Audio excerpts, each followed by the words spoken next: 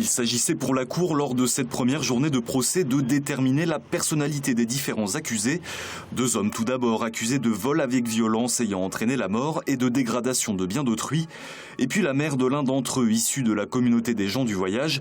C'est elle qui a parlé à son fils de se retraiter et de sa présumée fortune cachée. On lui reproche en fait une complicité dans les faits de vol avec violence ayant entraîné la mort, et une complicité par fourniture de renseignements et d'informations. Plus précisément, en fait, avoir fourni des informations sur le lieu de vie de la victime afin que Joachim, son fils, et M. Pochet en fait puissent s'y rendre. À aucun moment on ne lui reproche d'avoir incité son fils à commettre en fait les faits de vol. Une batterie d'experts, psychiatres et psychologues ont été entendus par la Cour. Concernant les 2 principaux accusés, ils retracent des parcours de vie particulièrement difficiles, des violences extrêmes durant l'enfance pour l'un d'entre eux, des scolarités décousues.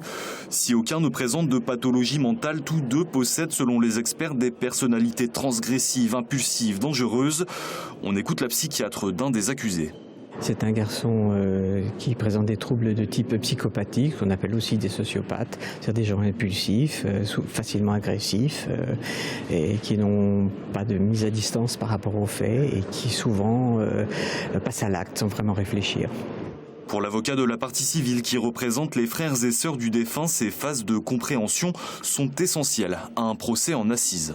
C'est important de savoir, bien sûr, pourquoi, dans quel contexte les choses se sont passées, mais aussi quels ont pu être les derniers instants de quelqu'un qui était cher. Je crois que c'est important pour la compréhension, pour la mémoire et pour effectivement pouvoir réaliser enfin son deuil.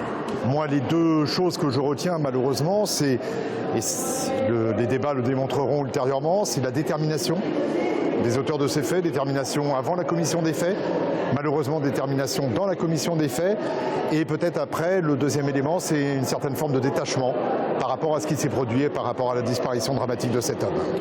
Le procès des 3 accusés va durer jusque ce vendredi à la cour d'assises du Mans.